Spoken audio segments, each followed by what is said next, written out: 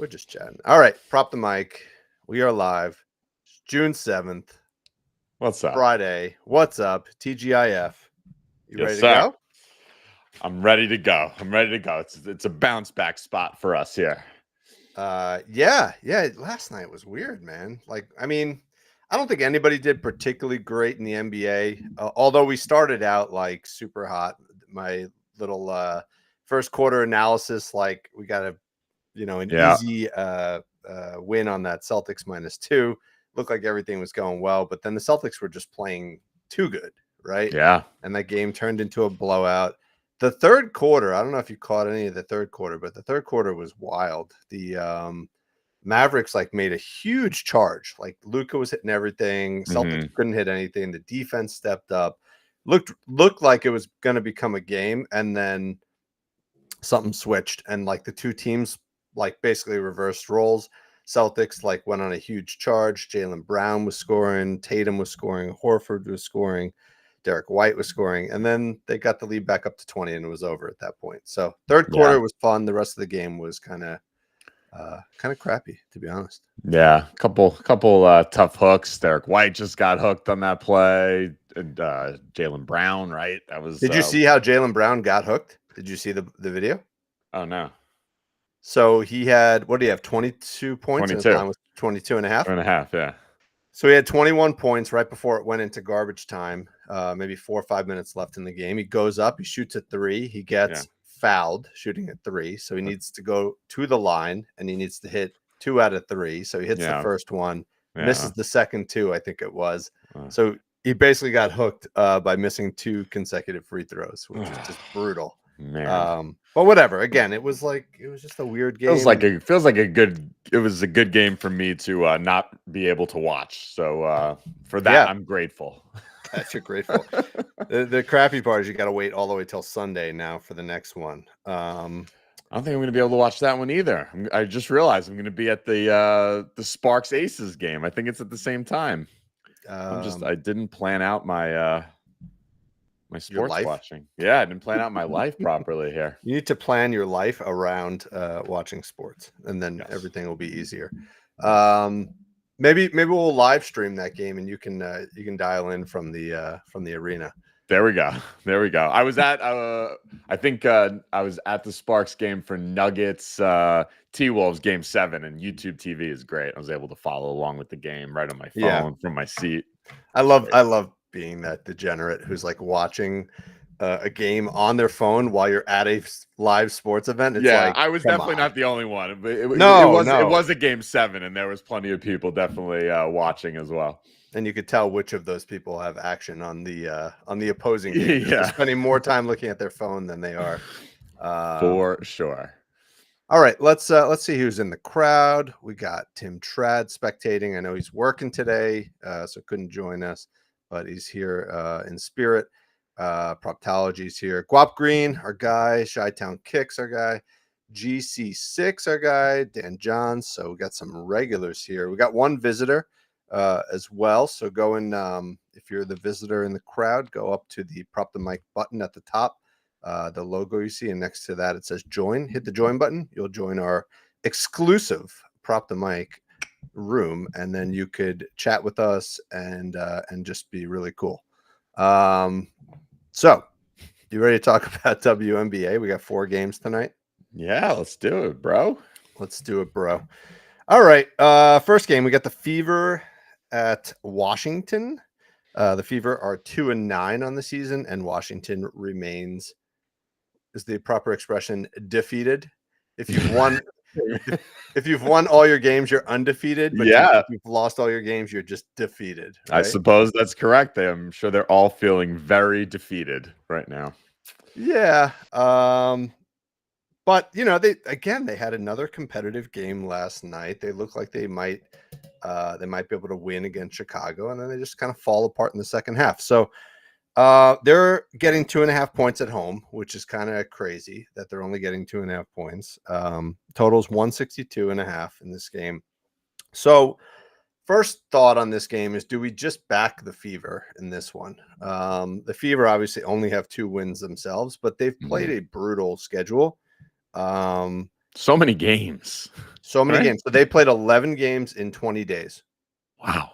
Right? Wow. So that's point number one for this game. The Yeah. first thing that I observed is they didn't get more than 3 days rest between games, and most of their games, they only had 2 days rest during that 20-day stretch. So you could see it by the last game that they played against the Liberty, which are a tough defensive team. They were just wiped, right? So Caitlin Clark ended up coming out of that game a little early at the end. Aaliyah Boston came out. They were just wiped by the end of that stretch. So they haven't played in 5 days. I think the last game they played I think that game was on Sunday, right? So they basically haven't played this whole week, which is good because wow.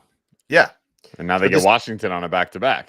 Yeah, they get Washington on a back-to-back. They've had 5 days rest. They've actually had some time to practice together, right? Like they basically had this like new team surrounded, built around Caitlin Clark that never really got to practice, right?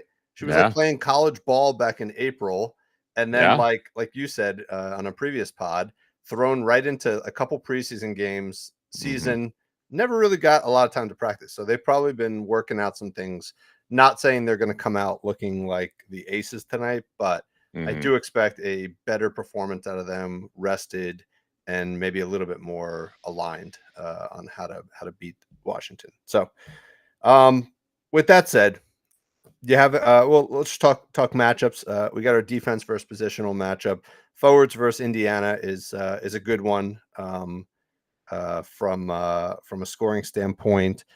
And centers rebounding against Indiana is also good. Unfortunately, I'm not sure if Shakira Austin is playing or not. I gotta look that up while you're talking. No lines for her. Yeah, no lines. She was out last night again. And then we got against Washington. Everybody can score against Washington. Yeah, all positions are good. And forwards and centers are good rebounding against Washington. So those are the things that popped out on the DVP. You got any plays in this one, or? I didn't. I felt like this was kind of a stay away. I just focused on a couple of the other games, also due to a little bit of limited time here before we went live. But I do love the extra rest narrative. I just don't know about Indiana. I went and saw them in person, and Shakira Austin ruled out. Thanks, GC. And I like seeing that, you don't always see everything when you just watch the broadcast. And I didn't love the body language on the Fever team. It just felt to me like the rest of our team, Caitlin Clark's teammates, were not necessarily buying in and loving her as a teammate. So that was just my feel from things. Now, maybe the 5 days where they got to practice and rest, and like maybe they got on the same page, and maybe we see some benefit from that. But I don't know. That was just my feel. I don't have any play, but I just wanted to share my 2 cents on the body language. Yeah, I think losing does that to any team, right? Especially when you are losing and the expectations were high, right? So like they came in, they were literally the number 4 team on all the sports books to win the championship this year. Yeah. Right. It was like Aces, Liberty, maybe 5th, Connecticut, Seattle, and then the Fever.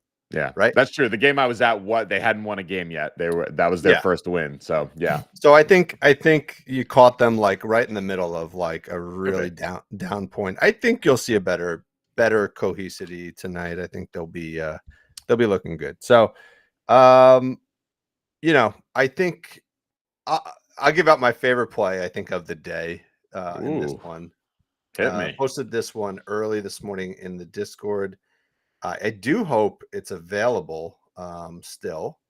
So it was somebody I've spent a lot of time talking about this season that I did not expect to talk about. That's Stephanie Dolson. Yeah, you're every pod we're talking about Steph, right? Hold on, let me just expand the screen so I can share this. All right, so here's our props.cash. We were not on the right reads on Dolson last night. We'd said Dolson would probably not score a lot, which I guess that was right. She only scored 8 points, but we also did kind of caution about playing 7.5 points as a line. That's a little scary. So we were fine there, but we did think she was going to get rebounds last night, and she didn't. She had 0 rebounds against Chicago. So maybe that's because Cardoso ended up playing most of the game with Elizabeth Williams going out or whatever. But the play I like today is Stephanie Dolson for 1-3 minus 114 on FanDuel. It was earlier this morning. Look at this, man. Wow. Right? She is the 8th best 3-point shooter in terms of percentage in the league. Yeah. But is that available anywhere? On FanDuel. Yeah? Yeah, FanDuel. Oh. So they may have pulled it since this morning, but I'm just recapping what we posted in the Discord. I just thought I'm not surprised the line was posted, but I expected the value to be something more like minus 180, minus 200. And they posted it at minus 114, which is just a straight up play. She's hit this in 8 out of 10 games this season. 7 out of 10, she's actually had 2+ threes. Like I said, she has the 8th best 3-point percentage in the league, right? Wow. And that's not that big of an anomaly because she's actually a career 39% 3-point shooter. So she's a good shooter. I'm not going to spend too much more time. I just saw Dan John say they pulled it. Yeah. Sorry, I put a pretty big bet on this one. So I may have influenced FanDuel pulling that one. But I like it. I think it's a good sneaky play. Sometimes they do pull the lines and put them back up later in the day. So just keep your eye on FanDuel. Looks like this one isn't even on BetMGM. I don't know. Yeah. So I thought you might have caught a lucky break there, Dave. Yeah, I mean, who knows? Like, she has missed in 2 games, but she's attempting 4+ threes in almost every game, right? Yeah, she's averaging 4+ threes, and she's a super efficient 3-point shooter. So we'll start with Dolson. On the same team, I think I didn't even get to analyze this because the lines weren't out, but I do see lines now out for Aaliyah Edwards. And I think that's maybe sneaky. I see they're only available on Prize Picks. Let's see, do they have anything else for her? The books are being super cautious about putting lines out for Aaliyah Edwards. Aaliyah Edwards is a rookie. She's been playing really well in the last 2 games. You could see her minutes are up. She played 28 minutes against Connecticut, then 35 minutes last night against Chicago. I would expect similar minutes tonight. Like I said in the start of this segment, forwards versus Indiana is a really good matchup. Kind of surprising considering they have pretty good size down low with NaLyssa Smith and Aaliyah Boston. But I think this is a great spot if you have Prize Picks and you want to put that as a leg of a parlay with them, then play the 10.5. If not, just keep monitoring. We'll keep our eye, and we'll probably put this out in the Discord if we see it pop up on FanDuel or DraftKings. But Aaliyah Edwards, small sample, but 10.5 points seems like a steal. Might even play her up to like 15 points if they offer that later today. All right. Okay. Nice. A few others in this game. Aaliyah Boston is I think in a really good value spot. I think out of all the players that were the most beaten down from that 20-day stretch, I think Aaliyah Boston looked like she was just not herself. So our guy Jordy McBuckets in the Discord earlier today put out a nice value play last night. Aaliyah Boston for 10 points and 6 rebounds. You can see she pretty much gets 6 rebounds every game and 10 points also almost every game. So I think that's a good value spot, especially in a good matchup against Washington. We also just put out a collab play up on X for Aaliyah Boston, 6 rebounds, along with Monique Billings for 8 rebounds. And that was a plus money play. And we'll talk about Monique Billings in a few minutes. So I think Aaliyah Boston's going to get 12 points tonight. I think Aaliyah Boston's going to get 6 rebounds. Probably the safest play is to go with Jordy and do 10 points and 6 rebounds. I think that's a nice play. You could still get that for around -110 on FanDuel.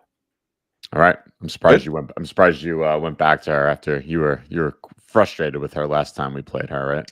Was that 5-point Yeah, I mean, 5-point she game? was just gassed, and it's just Yeah. a terrible matchup for her against New Yeah. York. New York's just Yeah. tough, man. Yeah. You know, and then we got Nalissa Smith, I would say, is the other option to look at. We were just chatting with GC about her in the Discord. She has been really good since Fenbali, I think you say her name, Temi, has been out.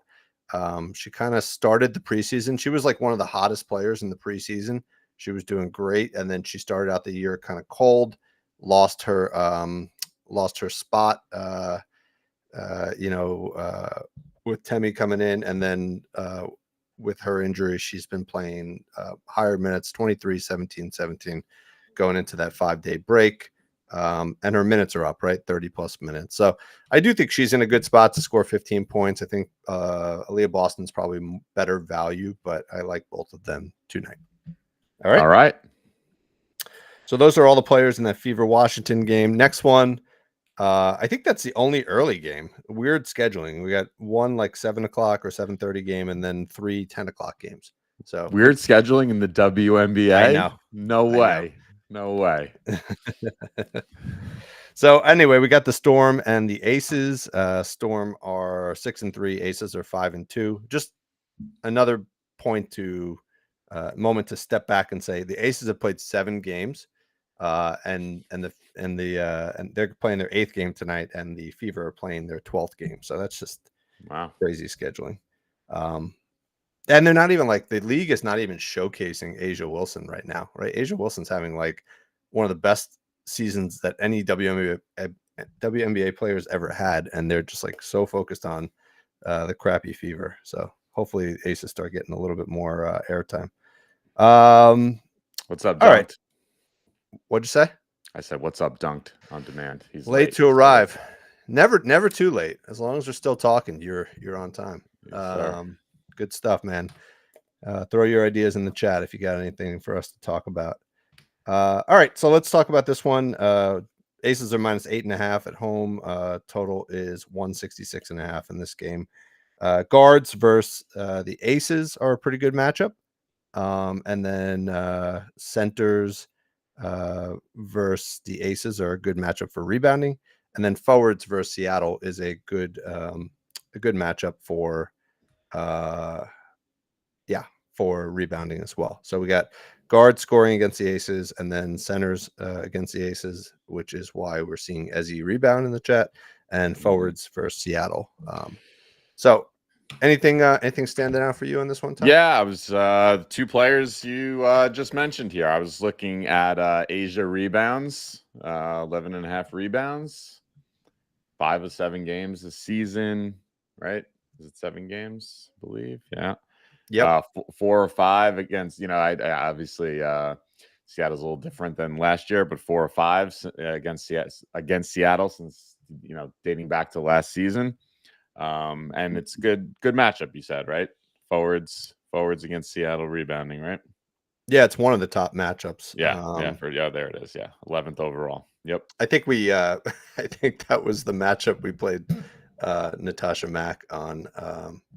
Correct. You Seattle, are correct. Right? Because of that matchup. But that was a blowout. This will not be a blowout. That's also Natasha Mack, and now we're talking about A'ja Wilson. Yeah.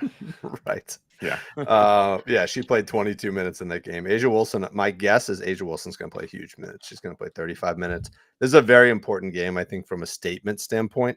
First of all, the Aces are also, this is also a Commissioner's Cup game, right? So you got 2 of the teams that are going to be competing probably for the top spot. So this is going to have a playoff-like feel to it.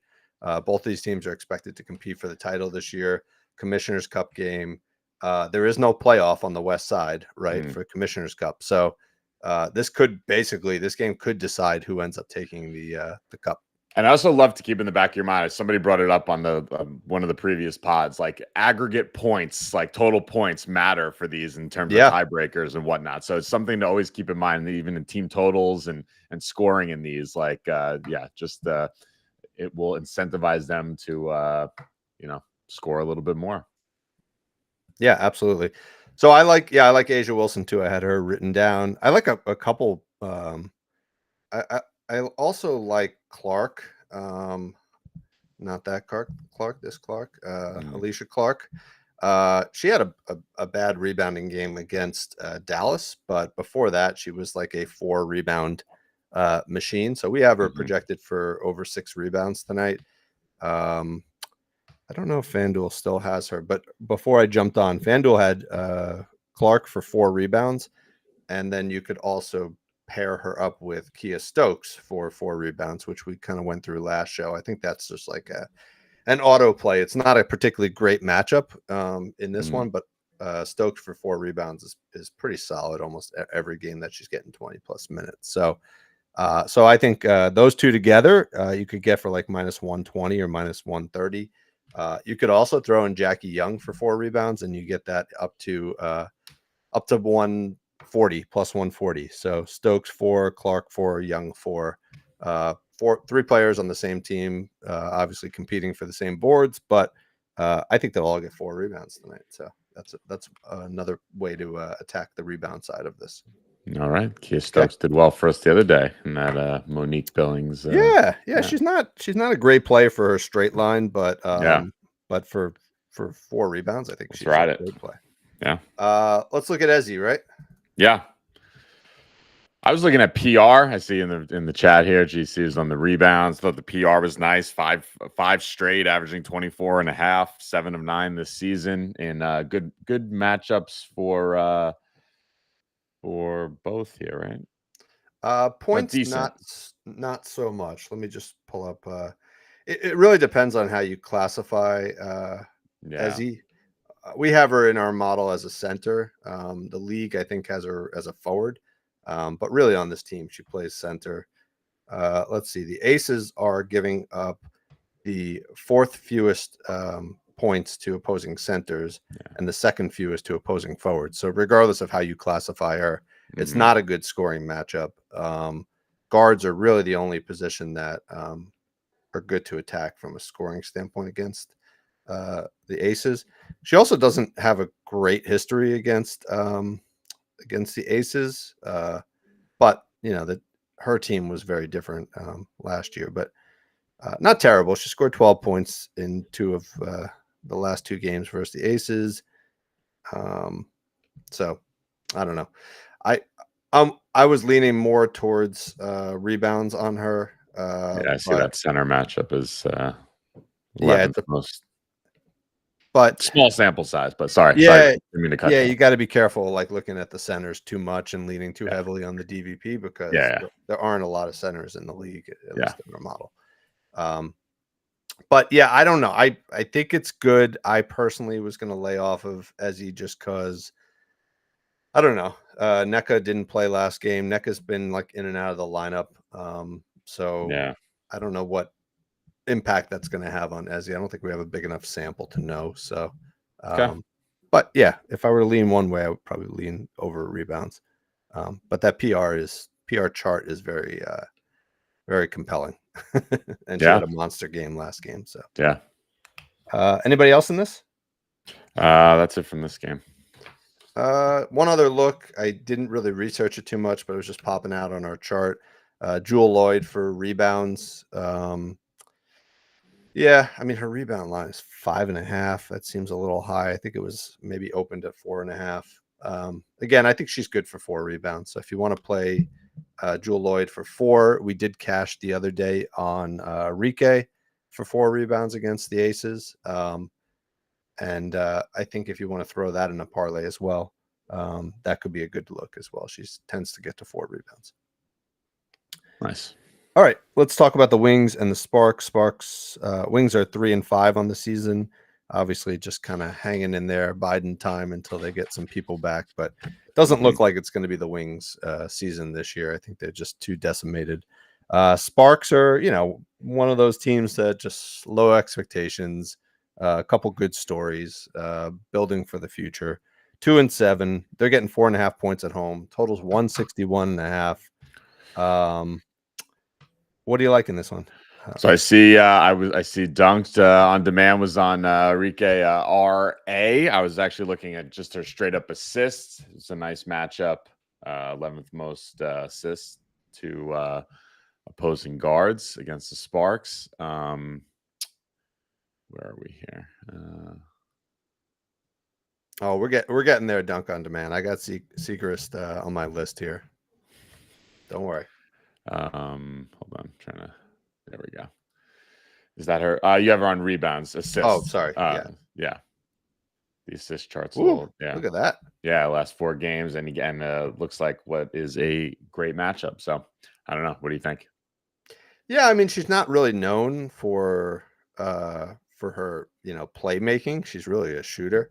Yeah. But I think they're just trying different things on this team right now. Mm-hmm. Could be a correlated play here. We can move over to Maddie Segrist,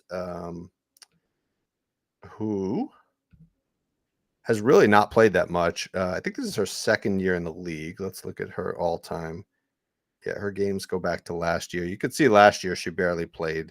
Over this full stretch, she's averaged 11 minutes, right? So she really didn't play very much as a rookie, but she was a top drafted pick. She was, I think, number 3 overall in the draft last year. So she's like considered to be one of the better, up and coming talents in the league. Mm-hmm. Finally getting the opportunity to play with all the injuries. And as our guy Dunk on Demand says, she's done really well. All-time leading scorer at Nova. Yeah, I was reading about her this morning. She's got quite a few records and accomplishments in college. So definitely a baller. And this year she's really taken advantage of the extra minutes. So over the last 5 games, she's played 30 plus minutes. Last 2 games, she's played 37 plus minutes. So this is her with 32 plus minutes. She scored 12.5 points in 4 out of the 5 games. And the one that she missed was against Minnesota. She scored 12 points in that game. So I think she's in a good spot to clear. We have her projected for 14 plus minutes tonight. I don't know. Dunk on Demand saying it'll be interesting to see what happens when Satu returns. I don't even think Satu's playing this year. I saw something about her. Some sort of setback. Yeah, there was an alert on her about like being out an extra 2 months or something. So and if they're out of contention, like why would they even rush her back? So I could see her not even playing. So that'll give someone like Segrist a really good opportunity to shine this year. They'll definitely make a spot for Satu when she comes back. Yeah. She's one of the best players in the league. Her rebounds are also another interesting look, right? Over the last 5 games, 9, 8. She had 2 against Connecticut and Minnesota, but 5 against Vegas. So, but yeah, I mean, I just mentioned forwards against Vegas is a really bad matchup scoring, and she put up 14 against Vegas, and now she goes up against the Sparks. And she had 15 against the Sparks last time they played just 2 weeks ago. So I think Segrist for 12.5 points is nice. And I think Enrique to get 4 assists is a highly 4.5 assists is a highly correlated play too. So maybe put those 2 together. Nice. Speaking of Villanova here for 1 second, I saw our man Josh Hart was on the broadcast last night for the finals. Was he watching? I don't even watch the actual broadcast. I just jump into playback channels when we're not streaming and watch other people broadcasting. Gotcha. That's my new form of entertainment. There we go. Curious to see how he was doing. All right. I think Enrique is also probably in a good spot for scoring today. She's kind of like a 20-point machine. I don't even think the books are allowing you to bet her at 20 points anymore. But if FanDuel opens that up, I think tacking that on with the assists could be another way you could play this one. And then we mentioned on the wing side, Monique Billings is also the other leg of the parlay we put out on X this morning. So again, remember we had Aaliyah Boston for 6 rebounds and Monique Billings for 8 rebounds. We've been cashing on Monique Billings. This is not a good matchup for Monique Billings, so I had to be a little convinced to do this one. But there is some history with Hamby. Apparently, our guy Ghost was telling me about that. And if you just remember the filters, like this is why we went for 8+ rebounds. When you look at her Billings with 30+ minutes over the last 2 seasons, she's cleared in every game except for that last game against Vegas. And again, Vegas is not a great matchup for her. So I think tonight she bounces back. She had 12 rebounds against the Sparks when they played just a couple games ago. So Monique Billings for 8 rebounds plus Leah Boston for 6 was the play on Billings today. Can you enlighten us on the beef between Hamby and Billings? I didn't get the full scoop. Oh, okay. All right. Apparently they were on the same team. Monique Billings has played in a lot of teams. Let me see what was Hamby's history here. So Hamby was Hamby's played on a few teams too. Hamby was on the Aces before the Sparks, and then SA. What's SA back in 2015? San Antonio. Was that one of the teams that they got rid of? I don't even. No idea. We have to dive into that one a bit more. I'm sure somebody in the chat can tell us too. But anyway, we'll get more on that story. Speaking of Hamby, do you like anything for Hamby today? Yeah, that's where I went in this one. I was looking at either her PA or PRA. PRA was where I was on that the other day. I love her consistently high minutes. They played in that May 26th, right? She was 19, 13, and 4 in that game. Okay. So looks like you like the straight up rebounds. No, that's what I was on. I mean, I always love Hamby for 15 points because she's getting 15 points in every game this season. San Antonio Stars, that's what they were. That's what SA was. I knew it was some sort of team that wasn't totally in existence now. So Hamby 15 points. That's on FanDuel here, -350. Yeah. So I don't know how you build. You can do maybe Hamby for 15, 8, and maybe a couple assists. Can you do something like that on her today instead of doing the straight PRA? Can't get her at 2 assists. You don't like her at 10 rebounds? No, I do. I do like 10 rebounds. She had 13 rebounds against Dallas last time they played. Yeah, so you could do that. 15 and 10 is -118. We've played that exact play earlier this season. Yeah. Oh, that's right. San Antonio Stars relocated to Vegas. I think it was Kelsey Plum drafted by the Stars, maybe, I think, and then they relocated to Vegas that season or something. But I don't know. I know like 1997 WNBA, and then I know the last 2 seasons. The history in between is a little fuzzy to me, but we'll learn it as we spend more time. All right. Yes, she was the first overall pick in the 2017 WNBA draft by the San Antonio Stars. There you go, Dave. But did she ever play for the Stars? Or did they move that year? That's a good question. Let's see. Stuff that really is irrelevant and won't make us any money. But... No, they relocated in 2018. So she played her first season in San Antonio. Oh, yeah? Yeah. Interesting. Yeah. And it was actually the first time, the 2017, and here we go, we digress. 2017 WNBA draft, I didn't realize, was the first time that the number 1 overall pick in both the WNBA and the NBA came from the same college. University of Washington, Markelle Fultz in the NBA. Oh, God, Markelle Fultz I forgot. Where'd he go? Was he Philly or who took Markelle Fultz? Yeah, Philly, the process, man. I kind of want a Kelsey Plum San Antonio Stars jersey now. Oh, yeah, there we go. Yeah. Look at this. Hold on.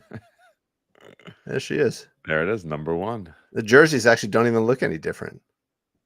Yeah. God, she was skinny back then, right? She's like, yeah, really She's broaden the shoulders. Yeah, she's a beast now. She's strong, man. Some of these guards in the league are pretty strong, not just the centers. All right, let's get back to some plays here. Yeah. So you like Hamby for 15 and 10. You like Hamby for the PRA, Hamby for the PR. You like everything on Hamby, is that right? Yeah, I was on her PRA the other day. It was just fell short, but yeah.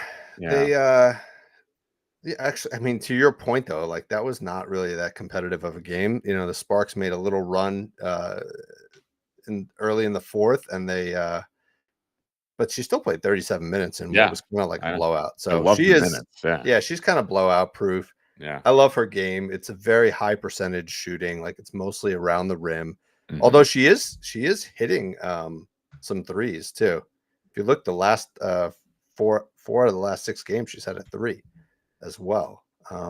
So if they ever dangle Hamby for 1-3 at us on FanDuel, maybe take a little gamble on that one too. She's on there right now, -235 for 1-3. For 1-3, yeah. Oh, that's not good value, right? I mean, how many is she attempting? Yeah, she's attempting like 2 in a game. You know, I wouldn't mess with that. All right, one other player in this game, Tom's favorite player,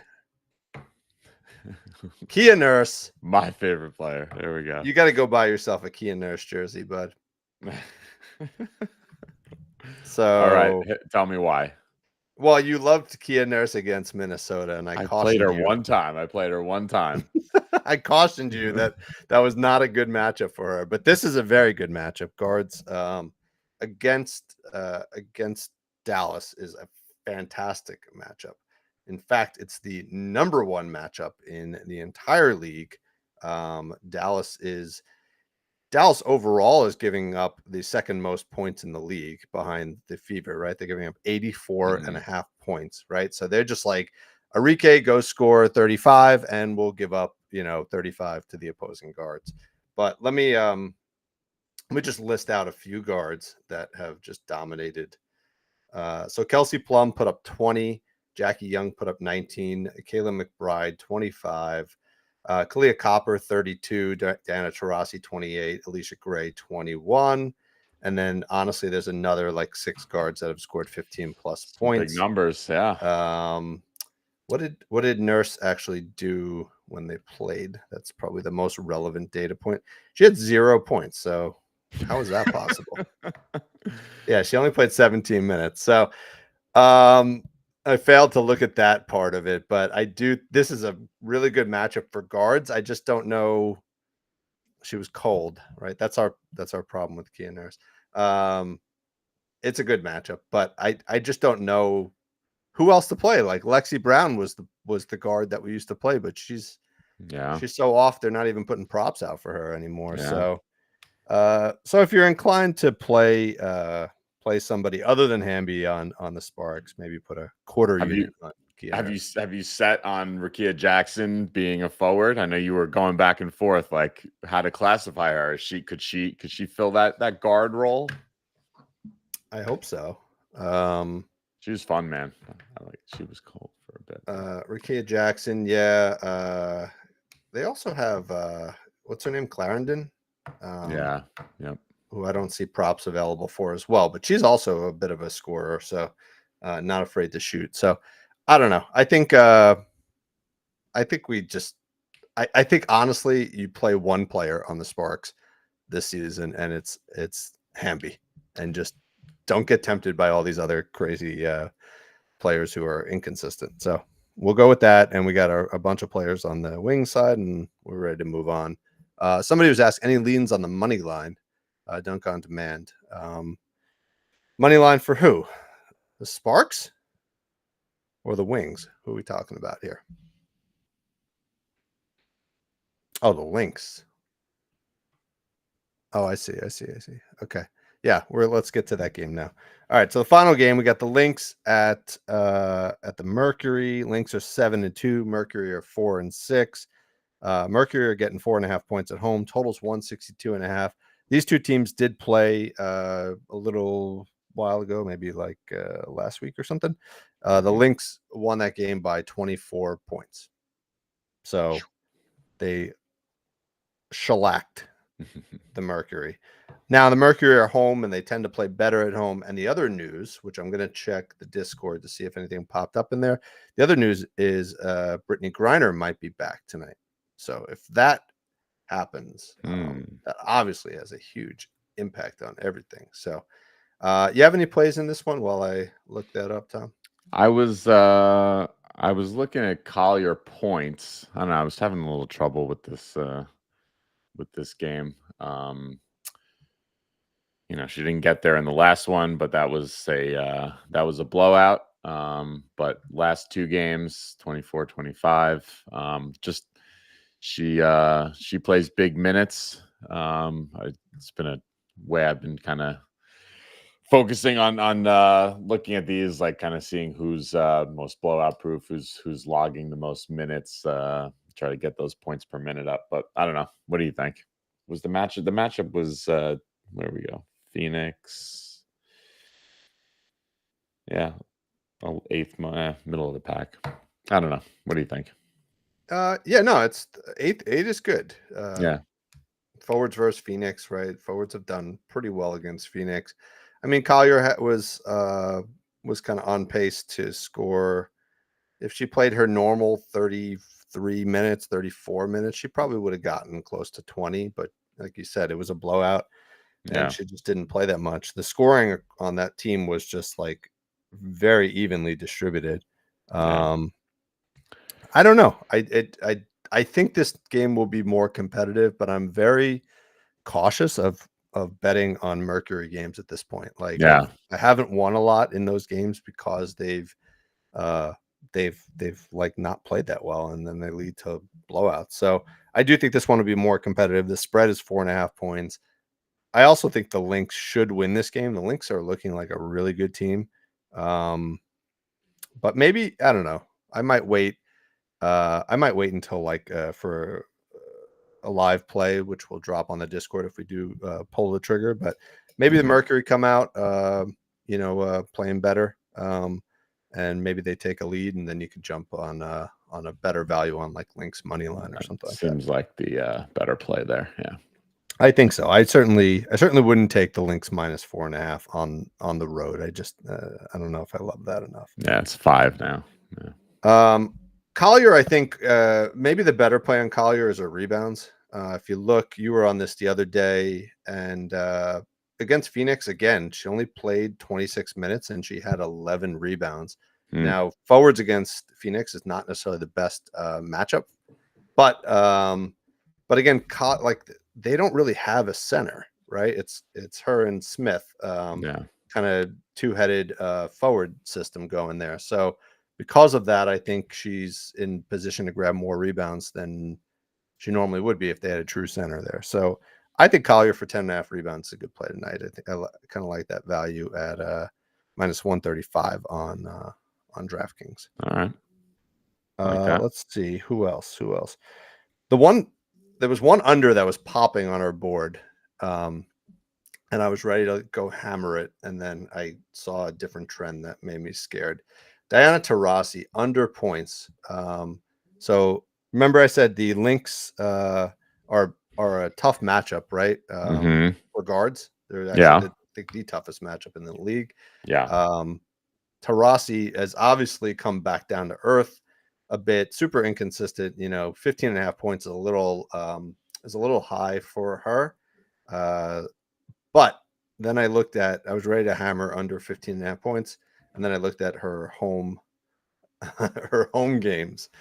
She said 15, 20, 28, and 31 at home. So the Mercury have one of those environments. Like, they were like the one team that was selling out games before like this Caitlin Clark era, right? They, even before last year, like they've always had a really strong fan base that is super excited about the games. It's a good environment.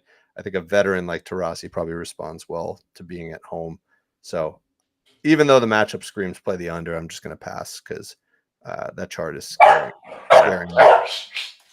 Oh, when the dogs bark, we usually jump on the play. Yeah.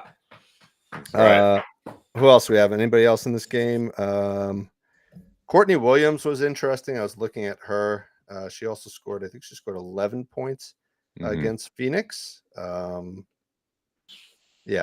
points against Phoenix. Her line is at 10.5. She's super efficient scoring, but again, I mentioned this on the last pod that we talked about her.